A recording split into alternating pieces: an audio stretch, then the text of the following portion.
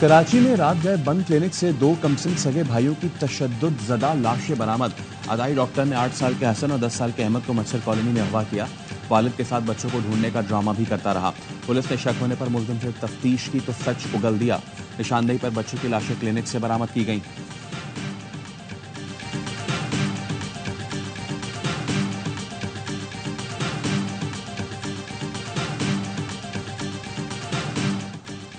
बिजली के भारी बिल एक के बाद एक कयामत ढाने लगे। गुजरावाला में बिल से तंग बीमार खातून बरसाती नाले में कूद गई। मक्की रोड पर 65 साल रजिया बीबी के डूबने की फुटेज सामने आ गई। हर नहिया की मरीजा ने बड़ी मुश्किल से इलाज के लिए रकम जमा की थी। 10,000 रुपए बिजली का बिल आ गया। इसी रकम से बिल अदा किया गया। इलाज ना होने पर दिल बर्दाश्ता खातून नाले में कूद गई। बेटी ने बचाने की कोशिश की मगर मां ने छलांग लगा दी। बेटे का कहना है वालिदा 2-3 रोज से परेशान थी। जब दवा लेने गई तो नाले में कूद गई। गुज़श्ता हफ्ते 30,000 बिल की आधी रकम ना देने पर बड़े भाई ने छोटे भाई को कत्ल कर दिया था।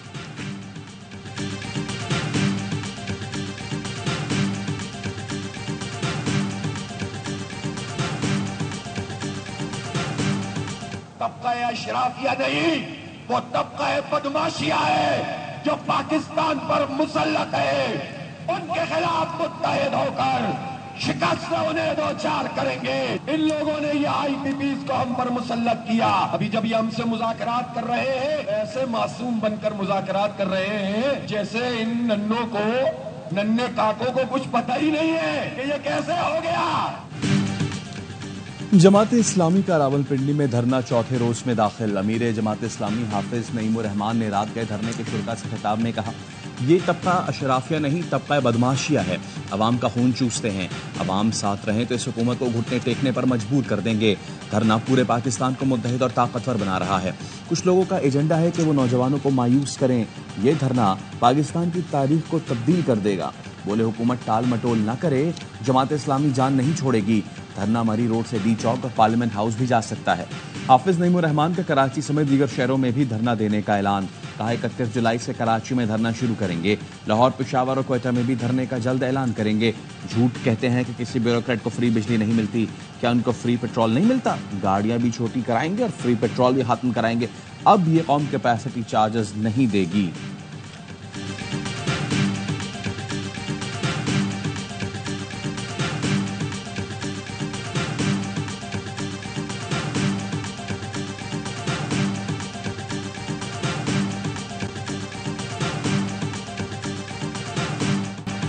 जमात इस्लामी और हुकूमती कमेटी में मुज़ाकरात का पहला दौर। हुकूमत ने मुतालबात का जायजा लेने के लिए टेक्निकल कमेटी बना दी। लियाकत बलोच की सरबराही में जमात इस्लामी के वफ्द ने मुतालबात की फहरिस्त हुकूमती टीम को थमा दी। हुकूमत ने कारकुनों की रिहाई का मुतालबा मान लिया। फौरी रिहाई का हुक्म दिया। वज़ीर इत्तलात अता तारड़ कहते हैं कोशिश है मुज़ाकरात का अगला दौर नतीजा खेज साबित हो। नायब अमीर जमात इस्लामी लियाकत बलोच ने कहा, हुकूमत संजीदगी से काम लेगी तो ठीक, वरना धरना जारी रहेगा। आवाम की ताकत इन्हें संजीदा होने पर मजबूर कर देगी। जमात इस्लामी के मुतालबात में 500 यूनिट तक के सार्फिन को बिल में 50% रियायत, IPP से कैपेसिटी पेमेंट के माहदे खत्म करना, तनख्वाहदार तबके पर आई टैक्सों में कमी, अशराफिया और मरात याफ्ता तबके से टैक्स वसूली शामिल है।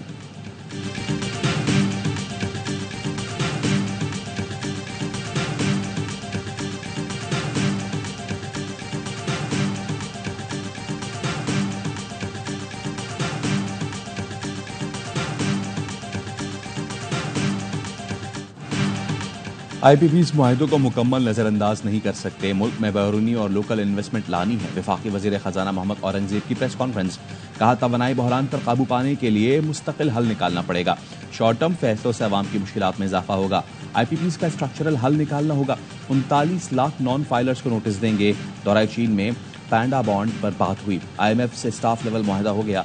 हमें चीन और अमेरिका दोनों ब्लॉक्स के साथ आगे चलना है।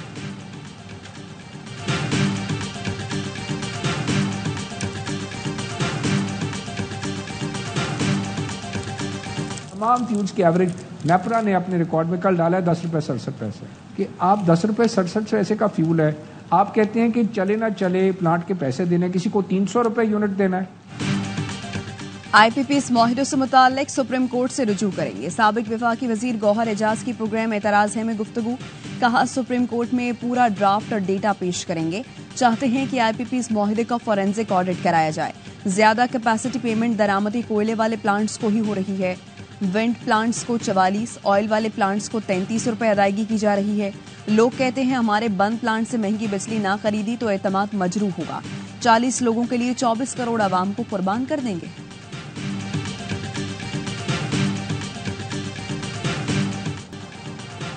आईपीपीएस को अदायगियां कैसे रोकी जाएं?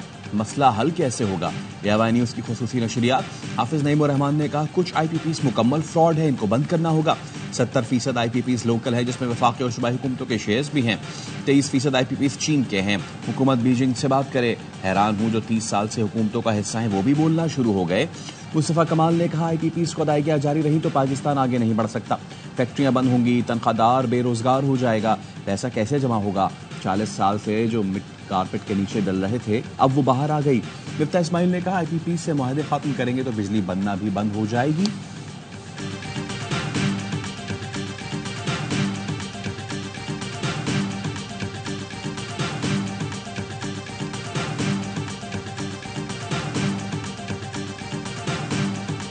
आईपीपीएस फॉरेन आपकी कंपनीज हैं, लोकल जितनी हैं रिवाइज होने चाहिए। जो बंद हो गए हैं उनको कहें भाई अल्लाह मालिक है। यहाँ आरिफ हबीब है, मियां मनशा है, इन्होंने अरबों खरबों रुपए कमा लिए ना पाकिस्तान से। अब पाकिस्तान में फाइनेंशियल इमरजेंसी है तो आप कह दें इनको बाय बाय।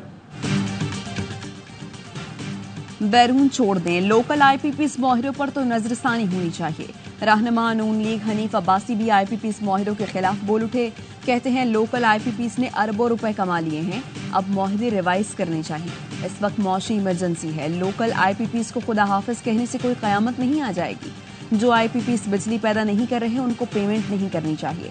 अवाम पाकिस्तान पार्टी के रहनुमा मिफ्ता इस्माइल कहते हैं अपनी कोताहियां अवाम पर न डाली जाएं। पीपल्स पार्टी ने 300 और नून लीग ने 200 यूनिट फ्री देने की बात की। हुकूमत किसी को भी फ्री बिजली ना दे लेकिन टैक्स खत्म कर दे।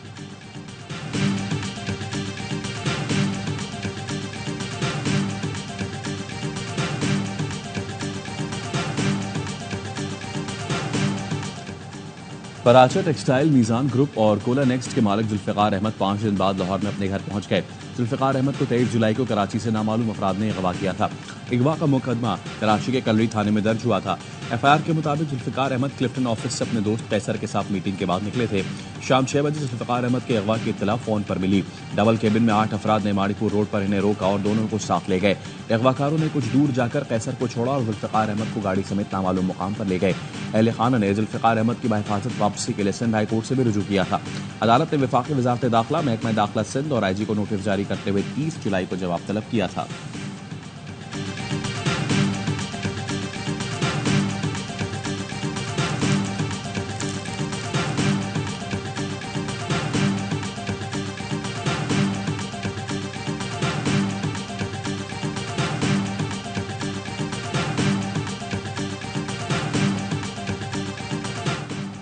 सुप्रीम कोर्ट में अरशद शरीफ कत्ल की तहकीकात के लिए असकुद नोटिस की समाअत आज होगी। जस्टिस मंसूर अली शाह की सरबराही में 3 रुकनी बेंच समाअत करेगा। जस्टिस नईम अफगान और जस्टिस शाहिद बिलाल भी बेंच में शामिल हैं। केस की आखिरी समाअत गुज़श्ता साल 13 जून को हुई थी। साबिक चीफ जस्टिस उमर अता बंदयाल ने रिमार्क्स दिए थे अरशद शरीफ का कत्ल बहुत संजीदा मामला है। सहाफ़ी का कत्ल पूरी दुनिया के लिए दर्दनाक है। कार्रवाई का मकसद अरशद शरीफ के कत्ल के जिम्मेदारों को तलाश करना है। कत्ल के मुहर्रिकात का पता चलाना जरूरी है।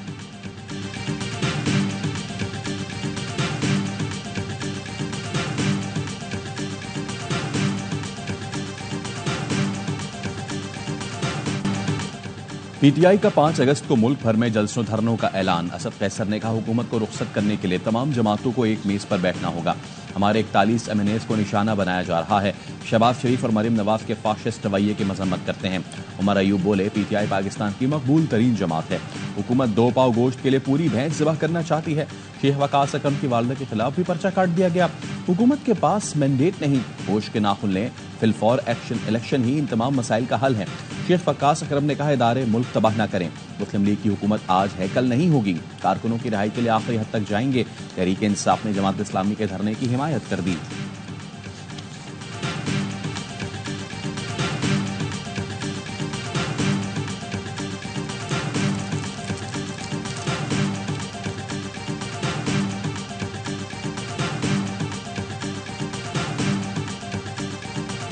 दर्दमंदी से तमाम सियासी जमातों को अपील करूंगा, बजाय सियासत करने के, लॉन्ग मार्च करने के, धरने देने के, मुल्क के मसाइल का हल तलाश करने के लिए अपना अपना किरदार अदा करें।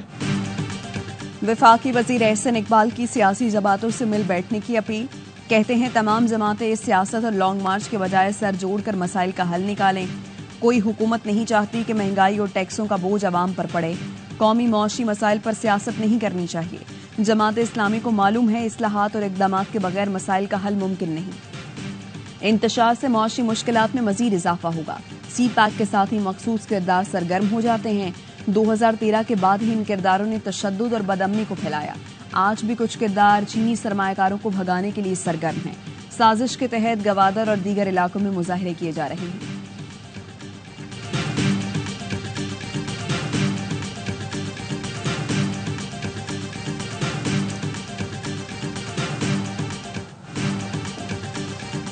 पाकिस्तान ने 126 मुल्कों के लिए वीजा फीस माफ कर दी। खलीज ताउन काउंसिल ममालिक की कारोबारी शख्सियात के लिए वीजा फ्री एंट्री की मंजूरी। वज़ीर आज़म शहबाज शरीफ कहते हैं हुकूमत ने बैरूनी सरमायाकारी और कारोबारी सरगर्मियों के लिए अहम इक़दाम उठाया है। 126 मुल्कों के सरमायाकारों और सयाहों को 24 घंटे में वीजा जारी किया जाएगा। वीजा पॉलिसी में नरमी से पाकिस्तान कारोबार और सयाहत के लिए पुरकशिश मुकाम बन जाएगा। मजहबी सयाहत में बेहतरी के लिए खुसूसी इक़दाम किए गए हैं। तीसरे मुल्क का पासपोर्ट रखने वाले सिख यात्रियों को खुसूसी सहूलत दी।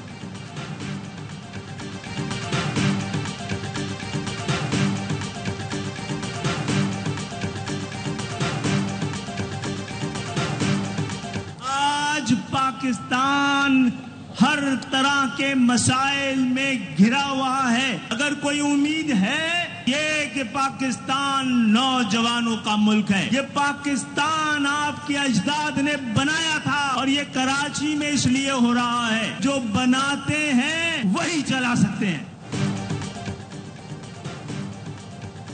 कराची में एमकेएम का यूथ कन्वेंशन। खालिद मकबूल सिद्दीकी ने नौजवानों से खिताब में कहा आने वाले 10 साल कराची और उसके नौजवान के हैं।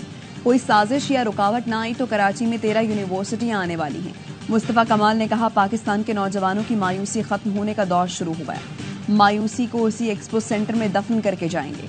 फारूक सत्तार बोले हमने बहुत शहबाज शरीफ, आसिफ जरदारी, खालिद मकबूल पैदा कर लिए, अब हमें बिल गेट्स पैदा करने हैं। कराची का हर नौजवान टॉम क्रूज है, कोई चीज नामुमकिन नहीं।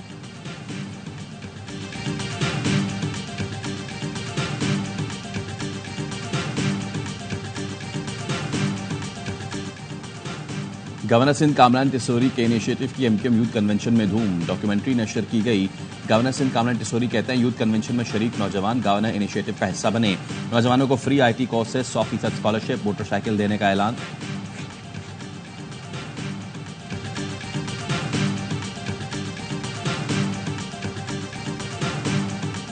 कराची वाले तैयार हो जाएं, छतरियां निकाल लें। आज और कल बादल जमकर बरसेंगे। मौसम की खबर देने वालों ने खबरदार कर दिया। महकमा मौसमियात ने बालाई खैबर पख्तूनख्वा, बालाई पंजाब में भी गरज चमक के साथ बारिश की पेशगोई की है। इस्लामाबाद और बलूचिस्तान के जुनूबी इलाकों में भी बादल रंग जमाएंगे। आज़ाद कश्मीर, खैबर पख्तूनख्वा, पंजाब, सिंध और बलूचिस्तान के नदी नालों में बारिशों के बाद तूफ़ानी का भी खदशा है। नशेबी इलाके ज़ेरे आब आ सकते हैं।